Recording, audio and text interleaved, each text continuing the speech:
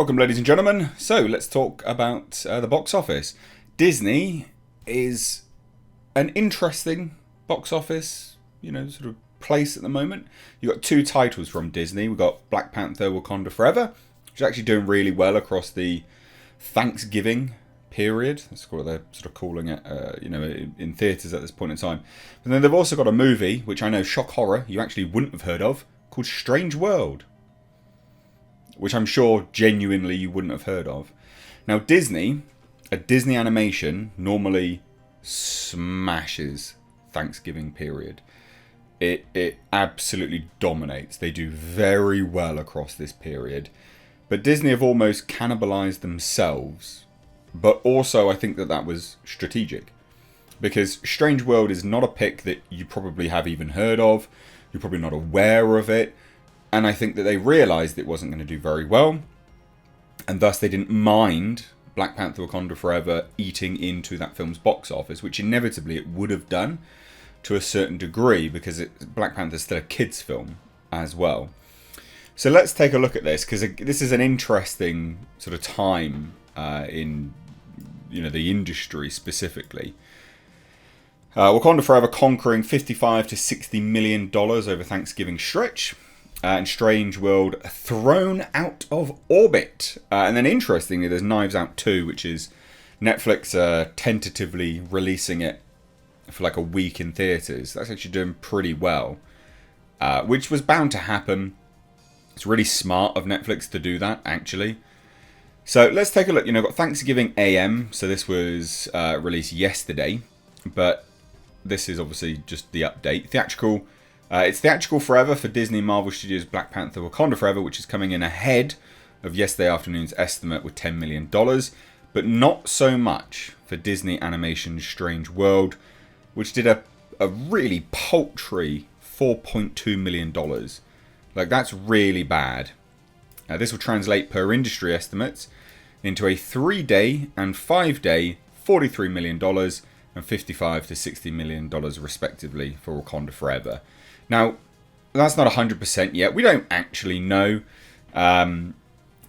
People are saying that this film will probably end up about the $850 million worldwide for Black Panther, which people, the film's detractors, which is me included, have been saying between 7 to 800 million. So it's about right, really. That's not what they were hoping for. They would have hoped for over $1 billion, much like the first. But it's still not bad by any stretch. It's not making tons of profit though, just as an FYI, because it had quite a high budget. But that also means it's a disastrous 3 and 5 day for Strange World, because the estimates are now putting it at $15.8 million and $20 to $23 million for Strange World, which had an insane budget, and it is insane, $135 million. And I mean it's insane, because this is a film you've probably never heard of. $135 million for a film with no marketing. It's just here. Oh, there's a film. How much? 135 million, you say? What? You'd think you'd market it a little bit more, wouldn't you? $135 million. That film's going to lose serious cash for Disney.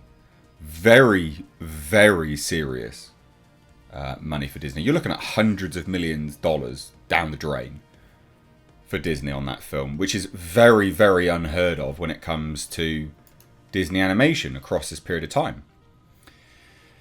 Now, they say here that that's not the worst for a Disney animated pick, particularly over Thanksgiving, but it's damn close, because they did a $140 million original animation movie, Treasure Planet. I don't know why. I mean, why are you referencing Treasure Planet? 2003, with a 3-day of $12 and $16.5 million. We're in a different market now. We're like nearly 20 years later, and you're referencing that film. Admittedly, things have changed since then for sure, but it's a weird thing to reference. Oh, it's not the worst, because this film 20 years ago was bad. That just, to me, just screams cope.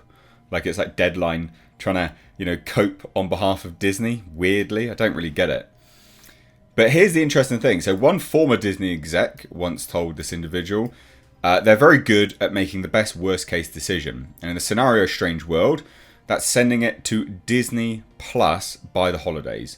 Even though the pick is tanking in theatres, so that's what they're doing. They're just going to chuck it on Disney Plus because they're like, shit, $135 million down the drain. Just put it on Disney Plus.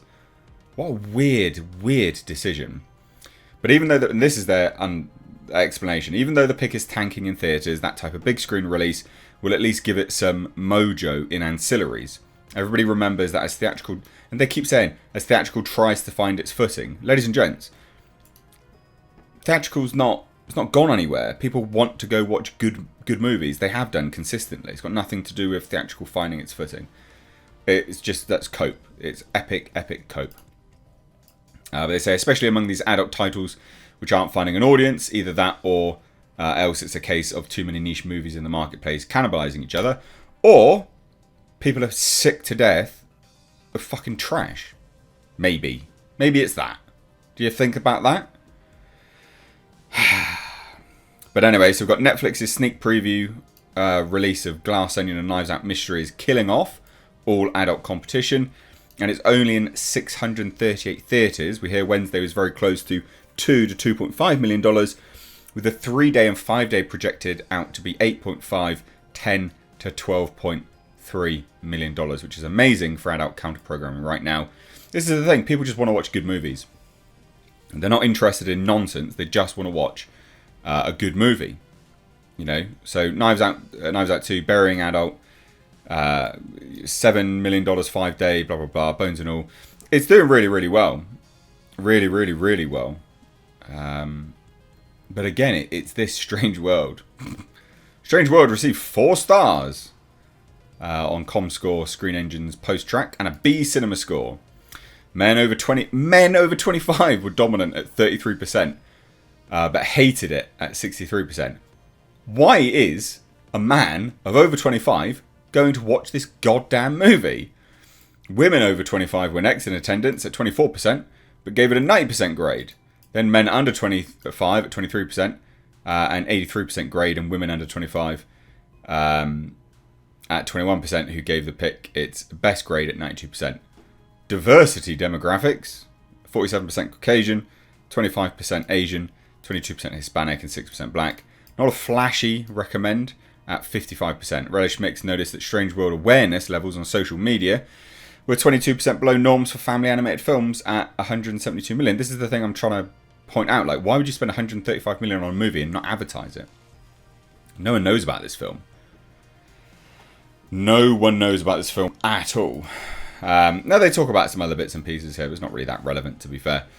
There you have it. I mean, Disney cannot be happy with this. That's a massive tank. But then they'll be reasonably happy with Black Panther: Wakanda Forever. But let me know your thoughts, and let me know even if you're aware that Strange Worlds exists, because I bet you anything a lot of people don't. So let me know down below. Take care.